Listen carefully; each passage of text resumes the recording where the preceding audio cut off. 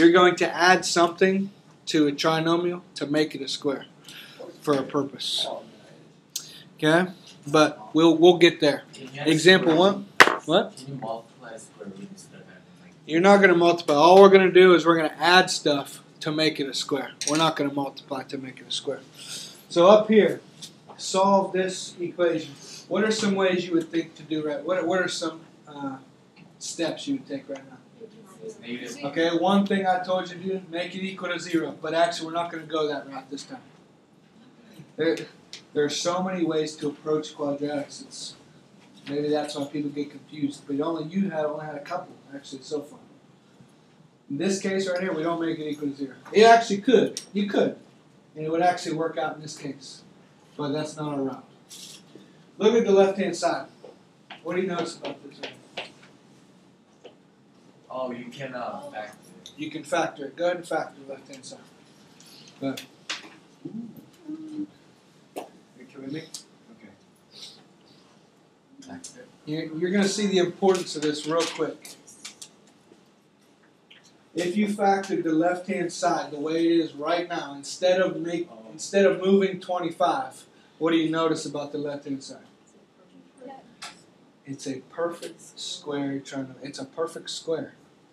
The left-hand side. So you have to write it as a perfect square. What is it?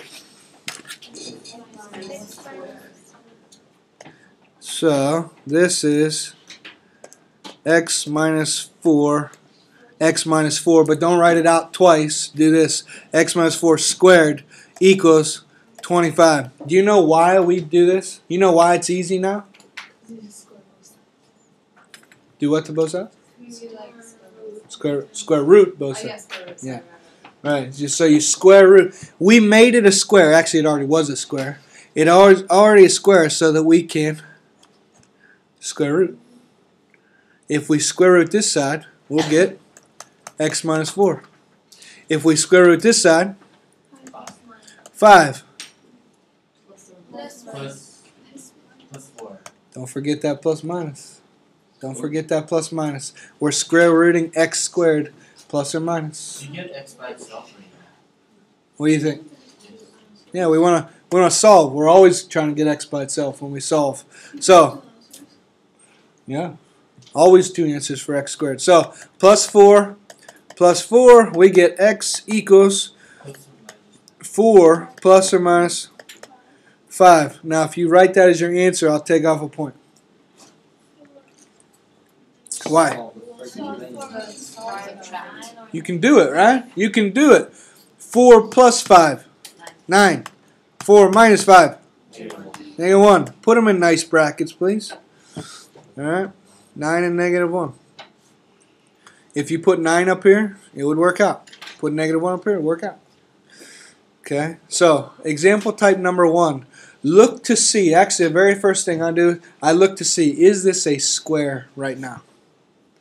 Is that a square? Now, what if this side factored into, let's just kind of think hypothetically here. What if this side factored into like x plus 4, x minus 3 equals 25? What would you do with that? I'll FOIL it.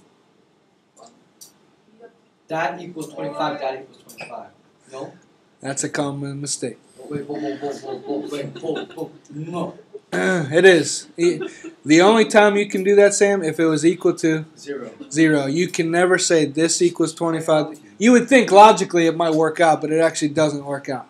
Can you subtract it by 25 and use FOIL and then In this case, you would have to, minus 25, put it over here, FOIL it out, kind of make it, something over equals 0.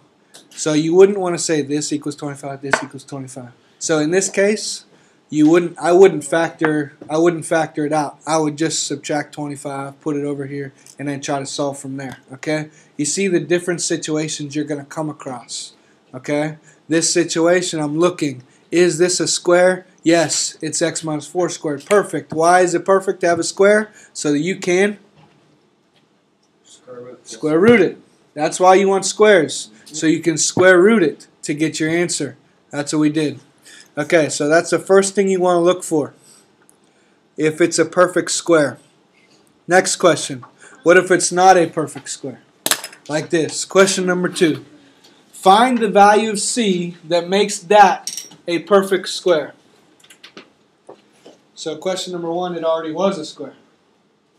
This question, you're making it. That's the whole point of this whole section. You're making squares. How do you find C? You take, C is equal to, you take B, you divide it by 2, which in this case is 8, but that's not the C. Then you square it. This is what you want to know. This little formula is what you want to know. B divided by 2 squared makes the C right here to make it a perfect square. So let's do that for this one right here. So take B, which is 16, divided by 2, square it. This becomes 16 over 2 is 8 squared equals 64. 64 is the C that makes this whole thing a square. Just like you had to add 1 to make it a square, you add 64 to make it a square. Now, why is that helpful? Because what do you have right now? You now have x squared plus 16x plus 64. So what? What do you really have? Equal to 0. No, we're not going to make an equation. Yeah, this thing right here is a Square. square. What is the square? You said it. X plus 8, x plus 8, which makes x plus 8 squared. What you did was you made it a square. It wasn't a square in the beginning. You made it one. That's the whole point of this whole section. Let's look at this. Number 6 down here. Let's do this one together kind of. It's the same steps, but it's not nice numbers like above. Okay? So, let's do it. C is equal to B, which is 9 or negative 9. In that case, we're squaring it anyway. It doesn't matter. So, we'll just say 9. 9 over 2, square it, which equals 81 fourths. Right? 9 squared, 2 squared, 81 fourths. This is the C now. So that's part 1. Part 2, what is the square? X equals 80. X minus, because this was minus. How do you figure this out? I told you. It's always B over 2. So? 4.5. Okay, no decimals in this stuff. Okay? 9 over 2. 9 over 2. Yep, 9, B divided by 2, 9 halves. I mean, think about it. It makes sense. X squared, 9 halves squared, 81 fourths. I mean, it makes sense. Okay? And if you fold it out, you would get negative 9 in here. Wait, it makes sense. Oh, okay, I see. Yeah, that's just a quick check. Negative 9 halves squared, 81 fourths. Yes, good. Okay. Any questions there? Okay, I want to look at one more example. So, know how to do this. Know how to make perfect squares, trinomials. Let's use that information you know right now to solve this problem. Now, this one is already equal to 0. So, is this side a perfect square? No. No, so here's the deal. Here's what this means. We're going to complete the square, which means this. You're going to make it a square. You're going to make that side a square. Here's your first step. Is that the right C that makes it a square? No. Get rid of it. Move it on the other side. Step 1, move this over here. Do we make the C? Yeah, that's step 2. Step 1, if that's not the C, move it. Step 2, find the C. So here's what I do.